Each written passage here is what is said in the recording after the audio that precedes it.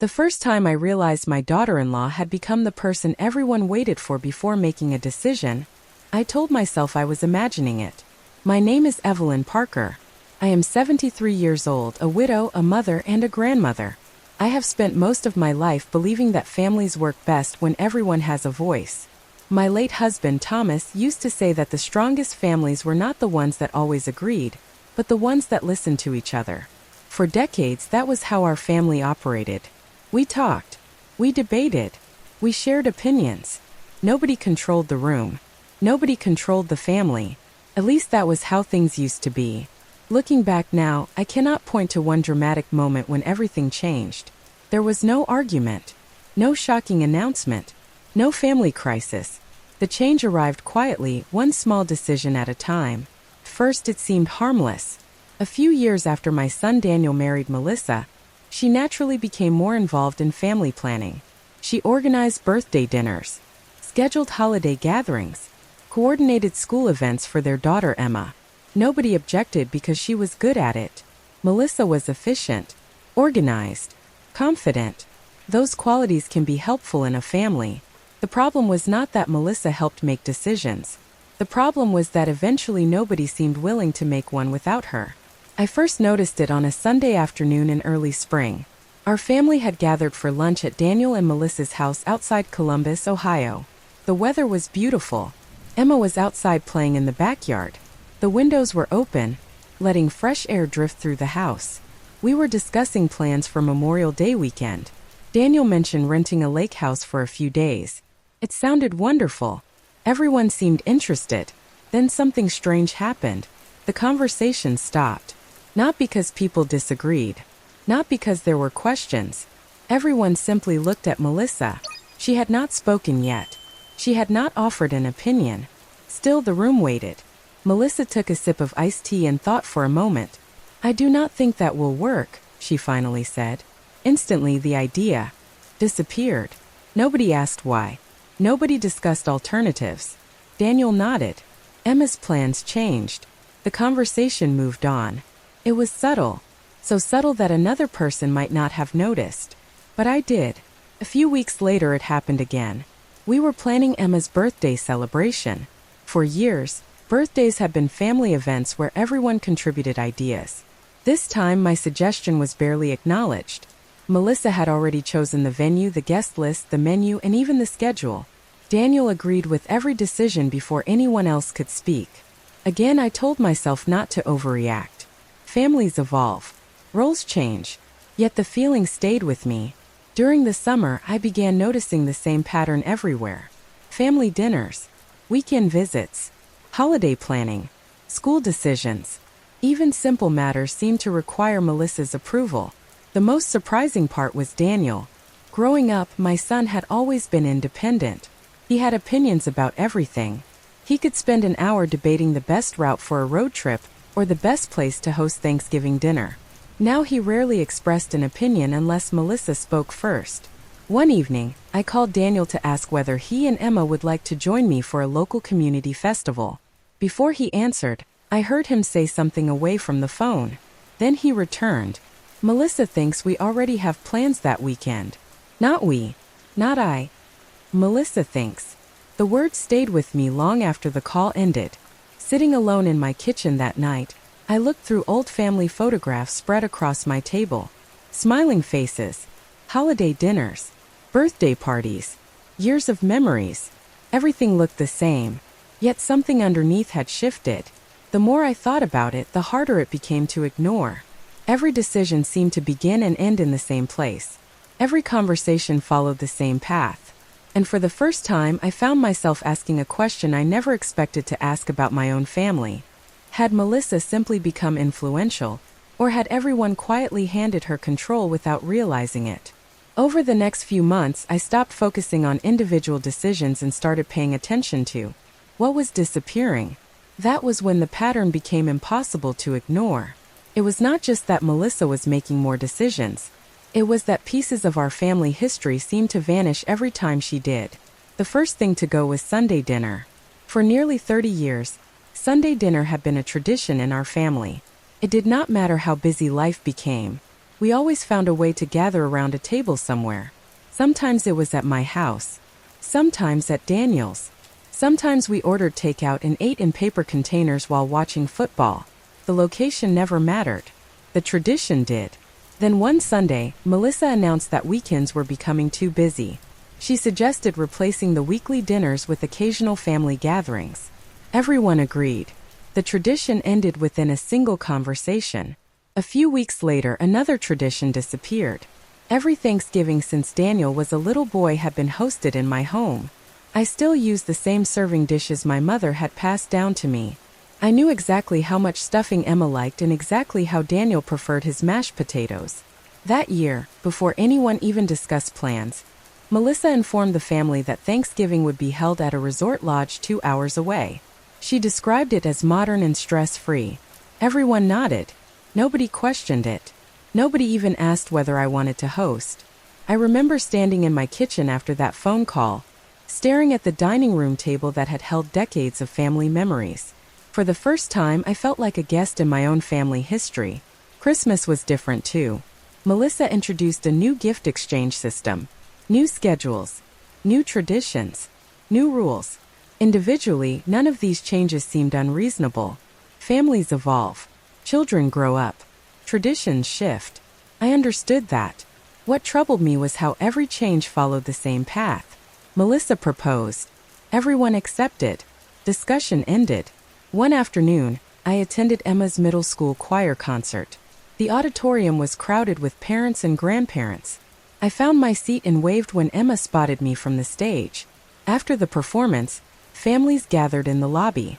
As we stood together talking, another grandmother asked whether Emma was still planning to attend the summer arts program she had mentioned months earlier. I smiled because I had never heard of any summer arts program. Before I could respond, Melissa answered. She explained the application process, the tuition, and the schedule in remarkable detail. It was obvious the decision had been made weeks ago. Nobody had mentioned it to me. Later that evening, I casually asked Daniel about the program. He looked surprised. I thought Melissa told you. Those words were becoming familiar. I thought Melissa told you. I heard them again when Emma started private tutoring. Again when a family vacation was booked. Again when plans were made for Emma's high school preparation courses. Every important conversation seemed to happen somewhere beyond my reach. One rainy Thursday afternoon, I sat by the window with a cup of coffee and an old family photo album. I turned page after page, watching the story of our family unfold through photographs. Birthdays, vacations, graduations, holidays. Then I noticed something that sent a chill through me. The family in those photographs had been built around participation. People contributed ideas, shared responsibilities, respected one another's roles. The family I was seeing now operated differently, more efficiently perhaps, more organized perhaps, but also narrower, smaller, as if one voice had gradually replaced many. I closed the album and looked out at the rain falling across my backyard. For months, I had been telling myself these were isolated incidents, separate decisions, normal changes. But they were not separate anymore. They formed a pattern. And the deeper I looked, the more I began to fear that the pattern was still growing. The moment I realized I no longer had a voice in decisions involving my own granddaughter was the moment everything became personal. Until then, I had been observing changes from a distance. I noticed traditions disappearing. I noticed conversations happening without me. I noticed Melissa becoming the center of every discussion. But there is a difference between watching a family change and discovering that your place inside it has quietly been reduced. That discovery came on an ordinary Tuesday afternoon. Emma called me after school. She sounded excited. "Grandma, guess what?" she asked. I smiled immediately. Her enthusiasm was contagious. What happened? There was a pause filled with barely contained excitement. I got accepted. Accepted where? I asked. Emma seemed surprised by the question. The leadership program in Washington. I sat up straighter in my chair. What leadership program? Another pause followed. This one felt different. Confused. The one I applied for months ago. Months ago. I looked out the kitchen window as Emma happily explained the details. It was a summer program for selected students. Workshops, educational tours, leadership training, the kind of opportunity any grandparent would celebrate. Yet I knew absolutely nothing about it. Not the application, not the interviews, not the acceptance process. Nothing. After the call ended, I sat quietly for several minutes. It was not jealousy. It was not resentment. It was something far more painful. I had missed an important chapter of Emma's life without even knowing it was happening. That evening, I called Daniel. Emma told me about the leadership program. I said, "It sounds wonderful." "It really is," he replied. "She worked hard for it." I waited. Surely he would explain why nobody had mentioned it. Instead, silence lingered on the line. Finally, I asked, "How long has she been involved with this?" "Since last fall." I nearly dropped the phone. Last fall. Nearly 8 months earlier. "Daniel," I said carefully, "why am I only hearing about it now?" His answer arrived instantly. Too instantly.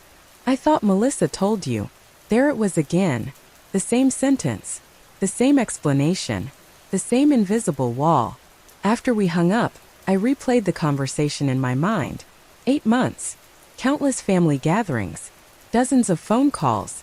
Holiday celebrations. Birthdays. Not one mention. The more I thought about it, the stranger it felt.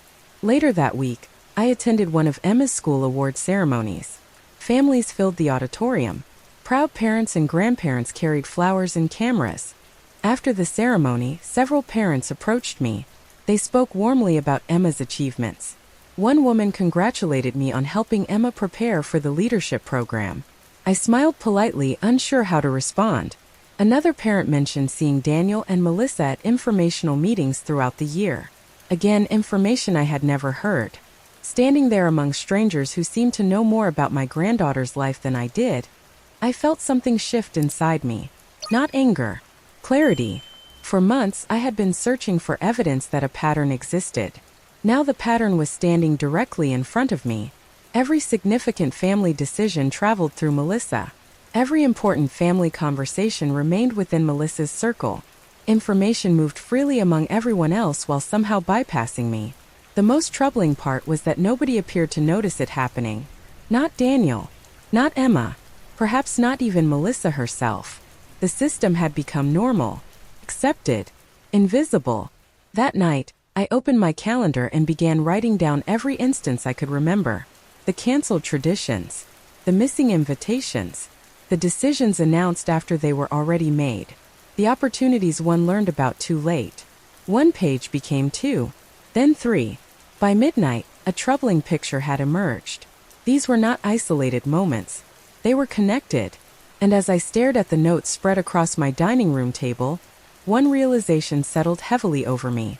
If I had already been excluded from so many important decisions, what else was happening that I still did not know about? Once I started looking for the pattern, I saw it everywhere. The difficult part was not finding evidence. The difficult part was accepting what the evidence suggested. For several days, I kept my observations to myself. I continued attending family gatherings. I continued answering phone calls. I continued smiling when people expected me to smile. But inside, I was paying closer attention than ever before. In early October, Daniel invited me to dinner. It was unusual because the invitation came directly from him rather than through Melissa. For a brief moment, I felt hopeful. Perhaps he wanted to talk. Perhaps he had begun noticing the same things I had. When I arrived, the house was filled with activity. Emma was finishing homework at the kitchen island. Melissa was preparing dinner. Daniel greeted me warmly and offered me a seat. Everything seemed normal. Then the conversation began. Halfway through dinner, Emma mentioned that she was considering several high schools for the following year. I immediately became interested. Education had always been important in our family. I asked what options she was considering. Before Emma could answer, Melissa responded. She listed the schools, the application deadlines, the campus tours, and the programs being evaluated. She spoke confidently and in remarkable detail. Again, I realized this discussion had been happening for quite some time. Again, I had never heard a word about it. When did all of this start? I asked. Melissa looked surprised. A few months ago. A few months ago. The phrase settled heavily in my mind. Daniel nodded as if this were common knowledge. Emma continued eating. Nobody seemed to recognize how strange the situation was. I changed the subject and listened for the rest of the evening. What I heard concerned me even more. Every major topic followed the same pattern. Home improvements, vacation plans, financial goals, Emma's activities, future schedules. Melissa explained. Daniel agreed. The discussion ended. It was not an argument. It was not even a partnership anymore. Felt more like a system, a structure everyone had quietly accepted. Several days later, I received another surprise. A neighbor who lived 2 houses away from Daniel called me by accident. She had intended to reach someone else but recognized my voice. During our conversation, she casually mentioned seeing contractors at Daniel's home throughout the summer. The renovations turned out beautifully, she said. Renovations. Another word I had never heard. I asked what she meant. She described updates to the kitchen, changes to the backyard, and modifications to a guest room. Tens of thousands of dollars in improvements, months of planning, multiple contractors, yet somehow I knew nothing about any of. After hanging up, I sat quietly in my living room. The silence felt different now. Less painful, more revealing. I no longer questioned whether I was being left out. That part was obvious. The real question was why. Why was every important decision moving further away from me? Why was information flowing around me instead of through me? Why did everyone act as though this was normal? One evening, I pulled out a notebook and began creating a timeline. First, it seemed excessive. Then the pages filled rapidly. The canceled Sunday dinners, Thanksgiving at the lodge, Emma's leadership program, the tutoring, the vacation planning, the renovations, the school decisions. The more I wrote, the clearer the picture became. None of these events stood alone. They connected like pieces of a puzzle, and at the center of every piece stood the same person. As I closed the notebook and turned off the lamp beside my chair, a troubling realization settled over me. If Melissa had gradually become the gatekeeper for every family decision, then there was a strong possibility she was already influencing something even bigger. Something that had not surfaced yet. Something important enough that nobody wanted me asking questions. The answer began to reveal itself in the most ordinary way imaginable. It happened during a conversation that almost did not happen at all. A week after I finished my timeline, Daniel called unexpectedly on a Saturday morning. He sounded distracted, not upset, just preoccupied. We spoke about the weather, Emma's school schedule, and an upcoming community fundraiser. Then, without thinking, he mentioned that he and Melissa had spent the previous evening meeting with a financial planner. The comment lasted only a few seconds before the conversation moved on, but my attention immediately sharpened. A financial planner. Another important decision. Another discussion I had never heard about. After we ended the call, I sat quietly at my kitchen table. My coffee had already gone cold. Over the past year, every major change in the family seemed to follow the same path. First came a decision, then came silence, then came an announcement after everything had already been arranged. This felt different somehow, more serious. Financial planning was not the same as choosing a vacation destination or organizing a birthday party. Financial planning meant long-term goals, future expectations, bigger commitments. 3 days later, I attended a local charity luncheon where I happened to see an old family friend named Carol. She had known Daniel since he was a child. During our conversation, she casually mentioned seeing Daniel and Melissa at a retirement planning seminar several months earlier. I smiled politely while my mind raced. Several months earlier. Yet another event I had never heard about. Carol continued talking. She mentioned discussions about property ownership, long-term financial strategies, and future family planning. Nothing improper. Nothing unusual. But once again, everyone seemed aware of these conversations except me. Driving home that afternoon, I began replaying memories I had ignored before. Melissa asking questions about my retirement plans. Melissa asking whether I still intended to remain in my home long term. Melissa asking whether maintaining a large property was becoming difficult. At the time, I viewed those questions as concern. Now I was no longer certain. The pattern had evolved. It was no longer limited to family traditions or school decisions. It was expanding into conversations about the future itself. That realization unsettled me more than anything that had happened so far. Several evenings later, Emma called to tell me about an award she had received at school.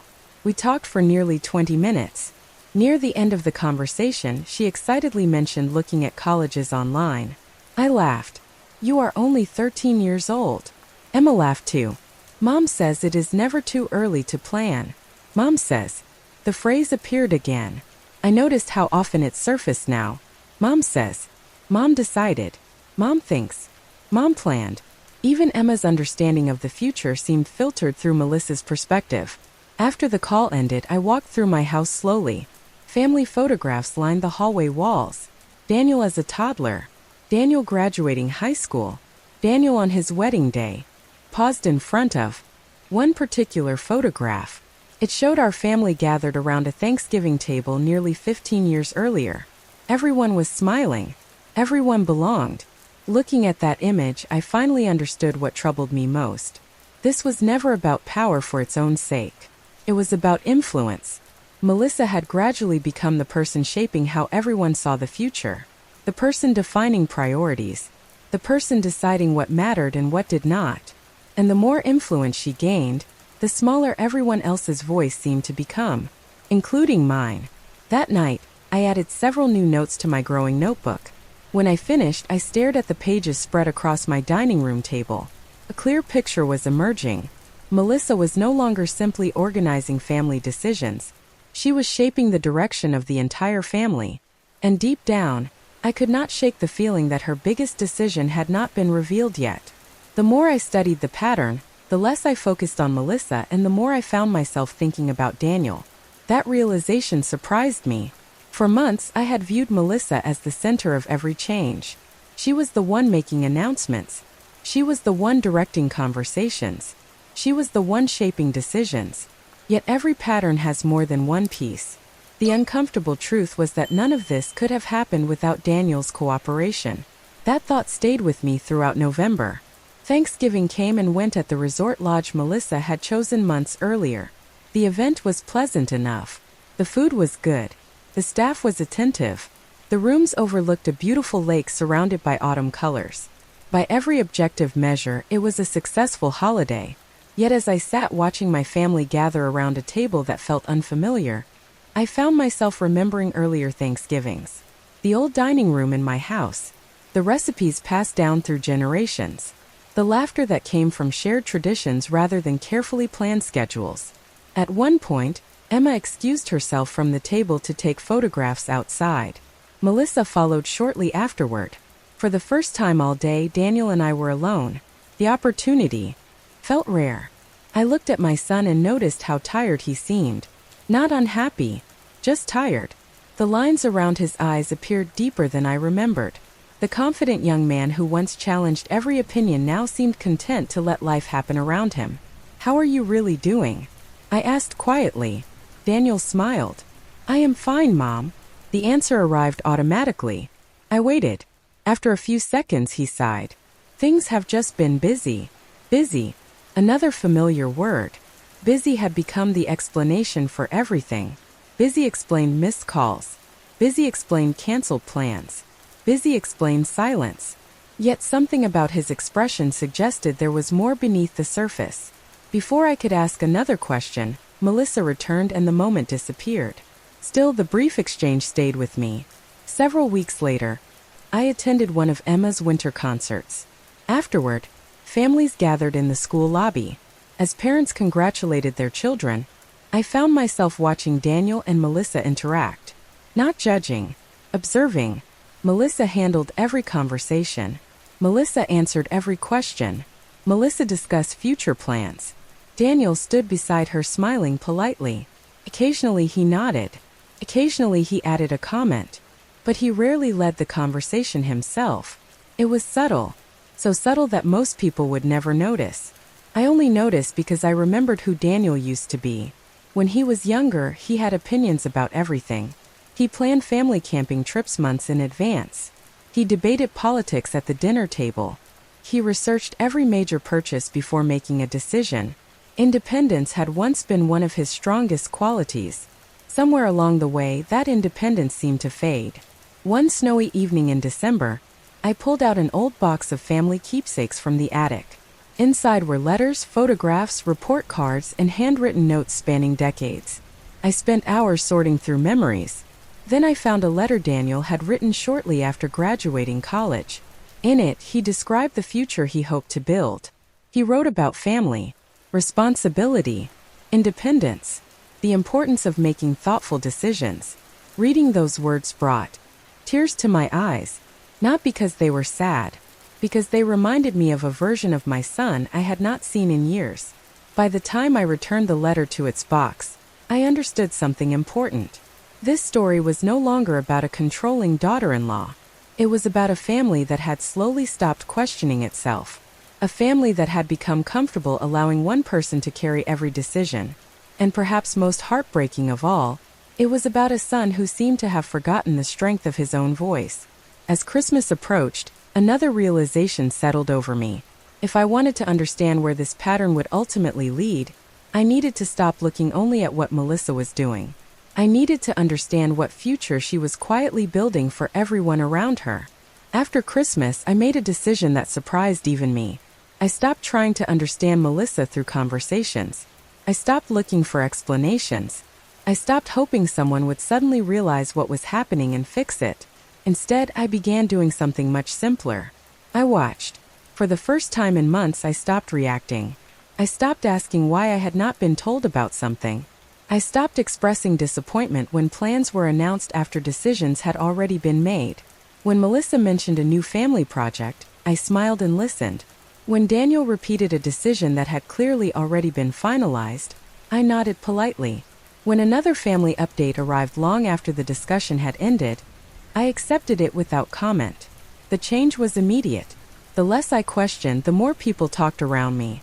It was as though my silence made everyone comfortable. One Saturday afternoon, I visited Daniel and Melissa for lunch. Normally, I would have paid close attention to what was being said. This time, I focused on what happened before anyone spoke. Melissa checked a calendar before answering nearly every question. Daniel looked toward her whenever a future plan was mentioned. Emma automatically directed requests through her mother, even when speaking to both parents. It was not intentional. That was what made it so revealing. Everyone had adapted to the same structure without realizing it. Later that afternoon, while Emma worked on a school project, I sat with her in the family room. She showed me photographs from a recent leadership event. As we flipped through the images, she casually mentioned a family meeting that had taken place several weeks earlier. "Mom made a presentation," she said proudly, "about our goals." I smiled. "Your goals?" Emma nodded. "For the next 5 years." 5 years. The phrase caught my attention immediately. I asked a few gentle questions. Emma happily explained that Melissa had outlined educational plans, financial priorities, travel goals, and future milestones. Everyone had participated. Everyone had discussed ideas. Everyone except me. Again, driving home that evening, I felt remarkably calm. Months earlier, that information would have hurt. Now it felt different. Useful. Another piece of a puzzle that was finally becoming clear. A few days later, I met an old friend for coffee. We had known each other for more than 30 years. At one point, she asked how my family was doing. I began describing recent events. Halfway through the conversation, she said something that stayed with me. "Evelyn, sometimes families fall into habits so slowly that nobody notices until the habit becomes the culture." Culture. The word lingered in my mind for days. Perhaps that was exactly what had happened. Melissa had not simply influenced decisions. She had become the system through which decisions were made. Nobody questioned it because it felt normal. Nobody questioned it because it had developed gradually. Nobody questioned it because it worked. At least on the surface.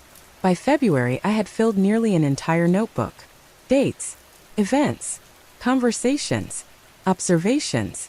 Looking through the pages one evening, I noticed something unexpected. The pattern was not becoming more complicated.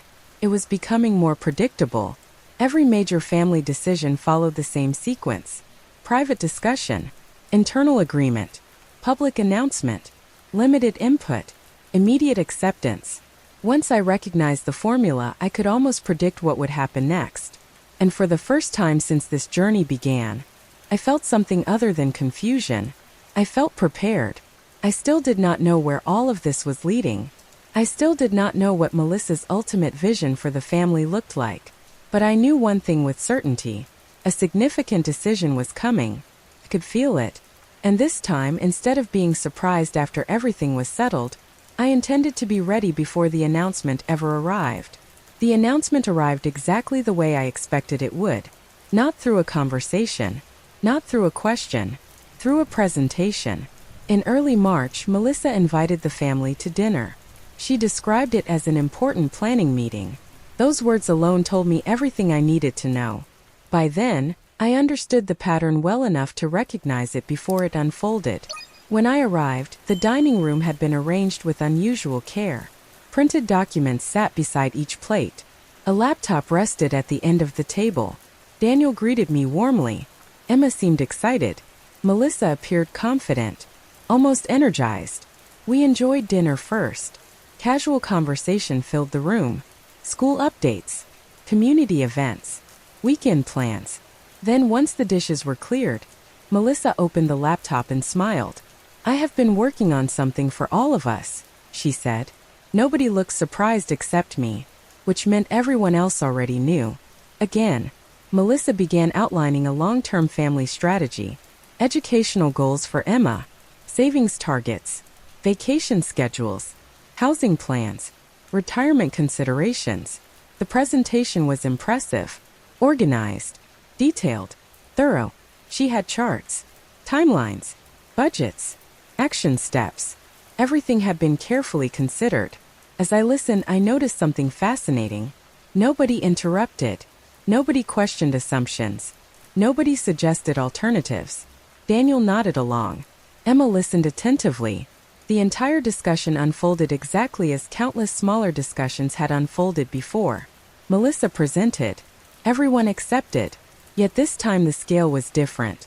This was no longer about choosing a restaurant or planning a holiday. This was about defining the future. Then came the moment that caught my attention. Melissa transitioned to a section labeled Family Support Planning. The words appeared on the screen in large letters. She began discussing future responsibilities and living arrangements. She spoke about aging parents, long-term needs, housing efficiency, practical considerations. Her tone remained calm and reasonable. On the surface, everything sounded thoughtful.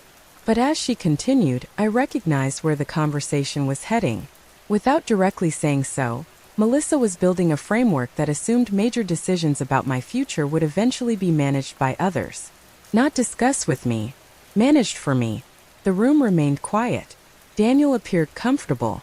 Emma seemed unaware of the deeper implications. Melissa continued explaining timelines and possibilities. I felt no anger, no shock, only confirmation. The pattern I had spent months documenting was unfolding in real time directly in front of me. Every observation in my notebook suddenly felt validated. Every question I had asked myself suddenly made sense. The meeting ended with smiles and polite conversation. Melissa seemed pleased. Daniel looked relieved. They believed everything had gone according to plan. Perhaps it had. But as I drove home through the cool evening air, I realized something important. For the first time since this journey began, I was no longer trying to understand what was happening. I understood it perfectly. Melissa believed leadership meant carrying every important decision. Daniel had become comfortable allowing that system to operate. The family had adapted around it. Nobody intended harm. Yet intentions did not change outcomes. A family where only one voice consistently shaped the future eventually stopped hearing the others. Back at home, I opened the notebook that had become my companion over the past several months. I reviewed the pages carefully. The missing conversations, the disappearing traditions, the decisions made without discussion, the plans announced after completion, the future being designed by a single perspective. Then I closed the notebook and placed it beside me. For months I had remained quiet because I needed to understand the pattern. Now I understood it completely, which meant the next step would be different. The next conversation would not be about what Melissa wanted. It would be about what the family had slowly forgotten. And for the first time in a very long while, I felt ready to say it out loud. A week after the family planning meeting, I invited Daniel, Melissa, and Emma to my house for Sunday dinner. The invitation itself felt unusual because I had not hosted a traditional family dinner in a very long time. To my surprise, everyone accepted. The weather was beautiful that afternoon. Sunlight filled the dining room. The familiar smell of roasted chicken and homemade rolls drifted through the house. For a moment, everything felt like it had years earlier. Family photographs lined the walls. Emma laughed as she helped set the table. Daniel complimented the meal. Even Melissa seemed relaxed. We enjoyed dinner before moving into the living room with coffee and dessert. That was when I decided it was time. I walked to a nearby shelf and returned carrying the notebook that had followed me through the previous year. Melissa noticed it immediately. Daniel looked curious. Emma continued eating pie. I sat down and placed the notebook on the coffee table. "I want to share something with all of you," I said calmly. The room became quiet. I opened the notebook and began turning pages. Not dramatically, not accusingly, simply page after page of observations, dates, family events, missed conversations, decisions announced after they had already been made, opportunities one learned about months later, traditions that disappeared without discussion. Nobody interrupted. Eventually Daniel leaned forward. Melissa remained silent. "What is all this?" Daniel asked. I looked at him. This is the story of how our family stopped talking to each other. The words hung in the room. Not harsh, not angry, just honest. I explained what I had noticed. I described how every major decision gradually moved through a single voice. How discussions became announcements. How participation became permission. How family members stopped offering opinions because they assumed the decision had already been made. I was careful with every word. This was not about blame. It was about awareness. When I finished, nobody spoke for several seconds. Then something unexpected happened. Emma broke the silence. "I never noticed that before," she said quietly. Her words seemed to affect everyone. Daniel lowered his eyes. Melissa stared at the notebook. For the first time since this journey began, nobody rushed to explain anything away. Nobody dismissed my concerns. Nobody changed the subject. Daniel finally spoke. "Mom, I think you are right." Hearing those words brought an emotion I did not expect. Relief. Not victory. Relief. Daniel admitted that over time he had stopped participating in many discussions. It had been easier. Melissa was organized. Melissa was prepared. Melissa usually had a plan. Little by little, he allowed her to carry more responsibility until eventually it became the default. Melissa listened carefully. When she finally spoke, her voice was softer than usual. She explained that she had never intended to exclude anyone. She genuinely believed she was helping. She believed that taking responsibility reduced stress for everyone else. And perhaps she was telling the truth. Intentions matter, but outcomes matter too. I told her that leadership inside a family is different from leadership in a business. Families need participation. Families need disagreement. Families need multiple voices.